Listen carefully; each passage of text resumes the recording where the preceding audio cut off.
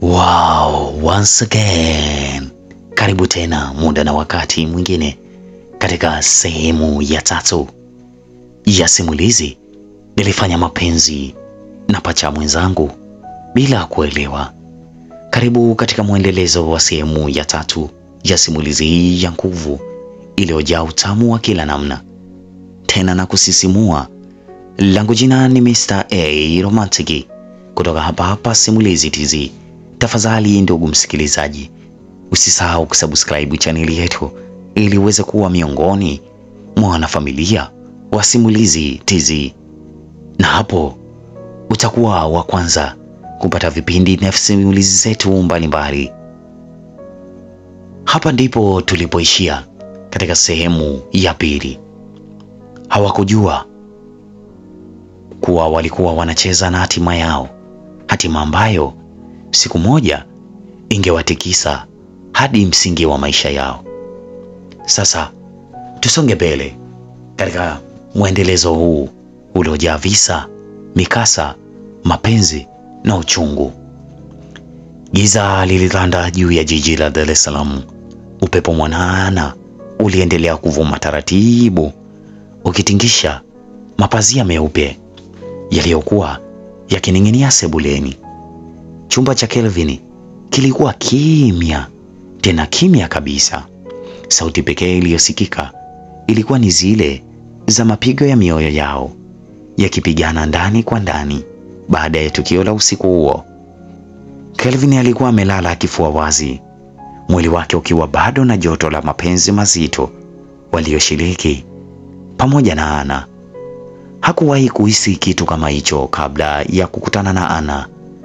Ilikuwa kama ndoto ambayo hakutaka iweze kuamka. Ana alikuwa amejifunika shuka huku akiegemea kifua cha Kelvin, macho yake yakiwa yamefumba, lakini mawazo yake yalizagaa. Hakuamini kilichotokea.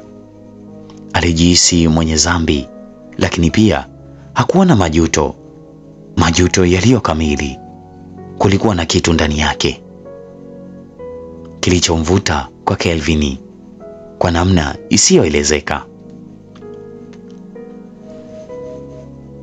Ana, Kelvin aliita kwa sauti ya chini, huku akiendelea kupapasa nywele zake laini za Ana.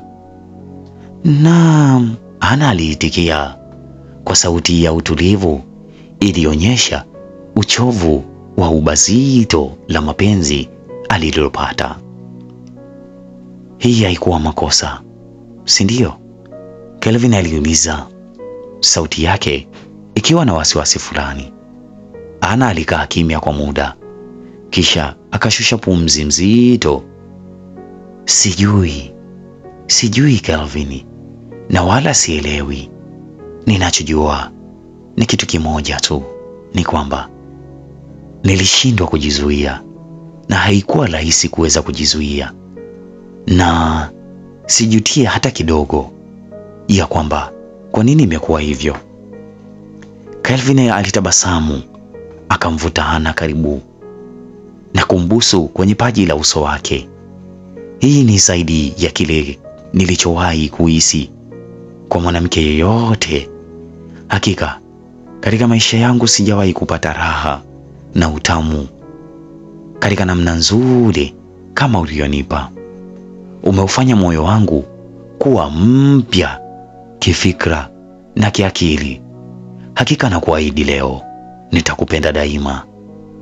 Ndipo baada ya maneno yale, Kelvin na Ana walikaa kimya kwa muda, wakisikiliza mapigo ya mioyo yao. Hakuna kati yao aliyejua kuwa uhusiano huu ulikuwa mwiko kwao, ulikuwa unavunja sheria za damu na uhai wao. Siku zilizofuata, uhusiano kati ya Kelvin na Ana uliendelea kuwa wa moto na mapenzi mubashara ulioshika kasi kabisa. Walijikuta wakitafuta muda wa kuwa pamoja kila mara, hata wakiwa nyumbani na watu wengine. Kelvin alizidi kuhisi moyo wake ukiwa na furaha isiyoweza kuelezeka kila alipokuwa na Ana. Ilikuwa kama vile alikutana na nusu nyingine ya nafsi yake, mtu aliyekuwa sehemu yake, lakini hakuwahi kumtambua. Siku moja walipokuwa jikoni peke yao, Kelvin alimsogea kwa taratibu Anna na kumkumbatia kwa nyuma. Anna alitetemeka kidogo, lakini hakukataa. "Unajua," Kelvin alisema kwa sauti ya kubembeleza, huku akimbusu shingoni, "Wacha nikwambie kitu, Anna.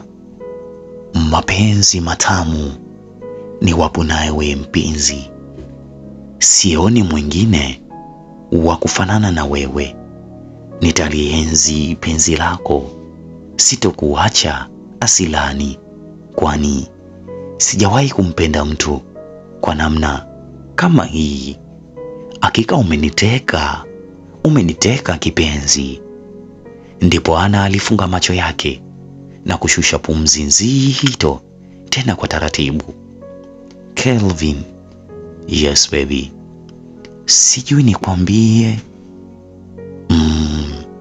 Baby, tell me please." Unajua mwenzako naogopa." "Oh, unaogopa nini?" Kelvin aliuliza, huku akimgeuza na kumtazama machoni. "Hii nahisi kama siyo kawaida na siyo sahihi. Najua mapenzi haya hayawezi kuwa sahihi, kwa sababu mimi ni mfanyakazi na familia yangu ni maskini. Ni maskini Kelvin." Kelvin alimtazama kwa muda mrefu, kisha akamshika mikono yake tena kwa upole. "Anna, sijali kama ni sahihi au la. Ninachojua mimi ni kitu kimoja tu. Moyo wangu unakutaka wewe. Hauhitaji umaskini wako. Hauhitaji hali yako. Unahitaji tulizo ulilonalo juu yangu. Hakika nikwambie tu, siwezi kujizuia kwako." Anna alihisi machozi yakikusanyika machoni mwake. Hakuna maelezo zaidi kwa nini alihisi yale aliyokuwa akiyafikiria ama lile alilolizungumza.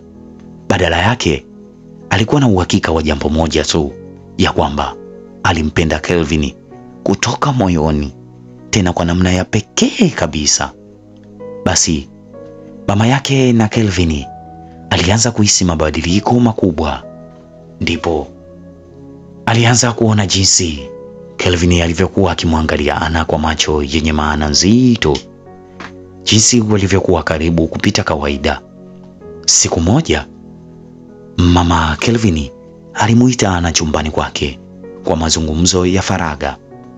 "Anna mwanangu, umekuwa ukifanya kazi vizuri, tena vizuri sana hapa nyumbani, lakini nataka kukuuliza kitu kimoja." Anna alimeza mate, akahisi moyo wake ukipiga kwa kasi.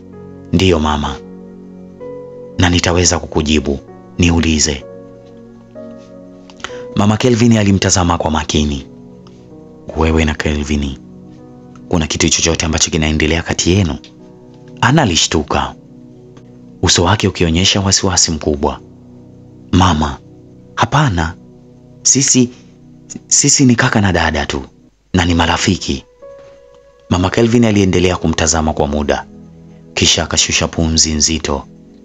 "Naomba kitu kimoja nikwambie. Tafadhali, naomba umchukulie Kelvin kama kaka yako tu, si zaidi ya hapo.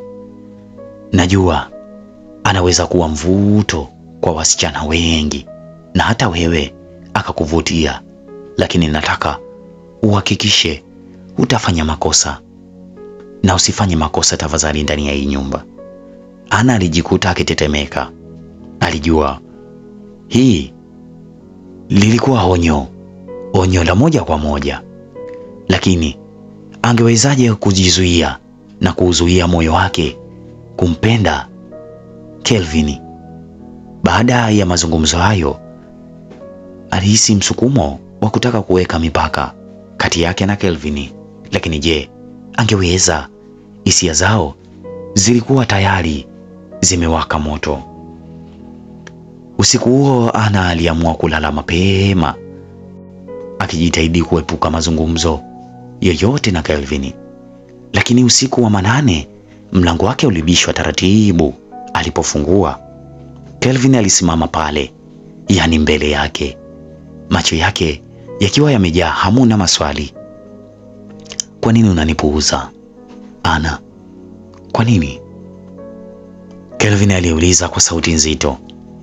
Ana aligeuza macho yake chini. Kelvin, siwezi kuendelea katika hili. Siwezi. Mama yako ana wasiwasi. Tena ana wasiwasi mkubwa na mimi. Lakini pia mimi mwenyewe naogopa. Kelvin alimsogelea na kumshika mikono. Hatuwezi kujizuia, na mimi siwezi kabisa. Ana, hichi si kitu cha kawaida. Kwani nimekutana na wasichana wengi, lakini sijawahi kuhisi kama hivi.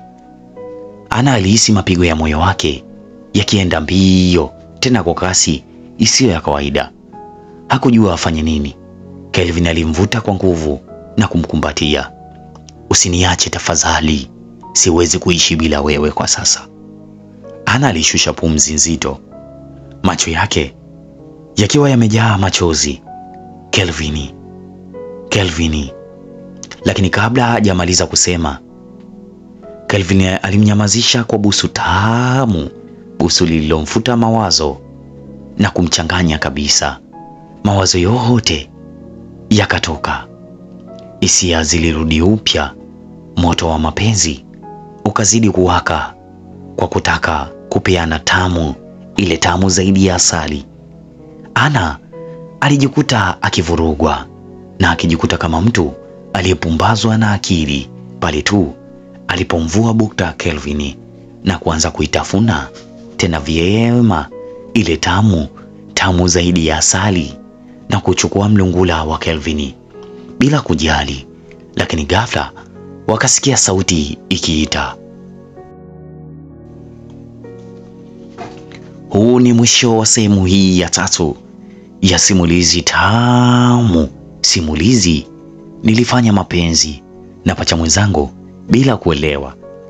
Usisahau kusubscribe chaneli yetu ili uwe wa kwanza kupata simulizi na vipindi vyetu mbalimbali.